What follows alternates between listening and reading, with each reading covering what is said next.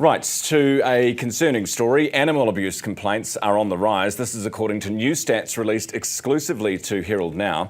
The SPCA says it's seen a 40% jump in ill treatment complaints compared to a year ago. These are complaints about people causing deliberate or intentional harm to animals. Corey Rigneris-Kell is the General Manager of SPCA Animal Services and is with us this morning. Corey, good morning. Morning.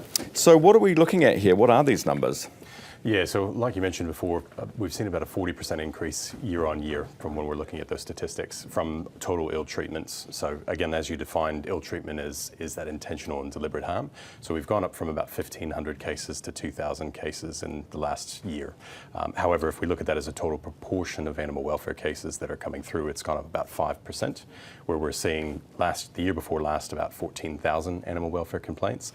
This last year, where we've just closed end of year in June, we've landed at about 14,250, and we'll be very clearly on a projection leading up, sadly, probably to that 14,500 next year. Right, so this is, we have more animals, but also we're doing more harm?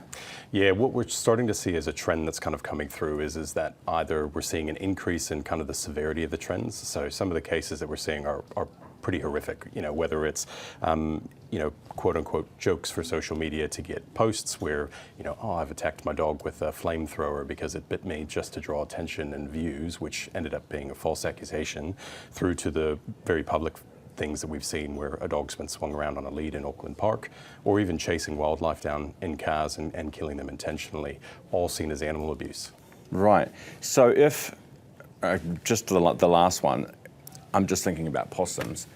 So is it animal abuse if you go after a possum in your car? That would be considered animal abuse, even though they're a pest and we're supposed to eradicate them? Yeah, every animal deserves to have a humane death if it's going to die. And that's kind of where we would sit on the line of that. So if you're going and intentionally chasing an animal down with a car, there'd be unnecessary fear, pain, and suffering that would lead up to that point in doing it. So the example I've talked about was more where we've actually had either wild pigs where people have chased up and down fences, or deer where they've been chased down on the side of the road. And again, these aren't necessarily instant deaths or deaths that are gone and made sure that they're actually finalised. Right.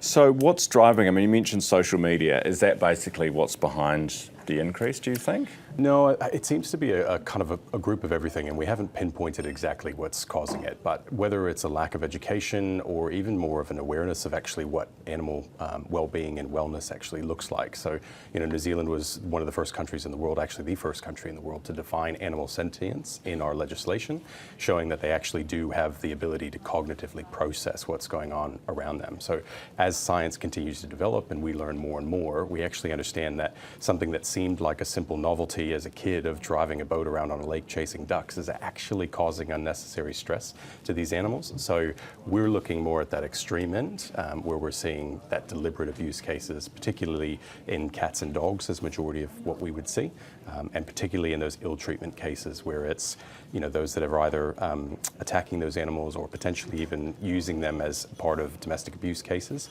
Is about 80% of the cases we see are dogs. Right, goodness me, that's no good. Not being a dog owner doesn't make me feel nice. Nice to have you on the program though. Absolutely. And thanks for sharing those numbers with us this morning. That is Corey Rigneris-Kell, who's the General Manager of SPCA Animal Services.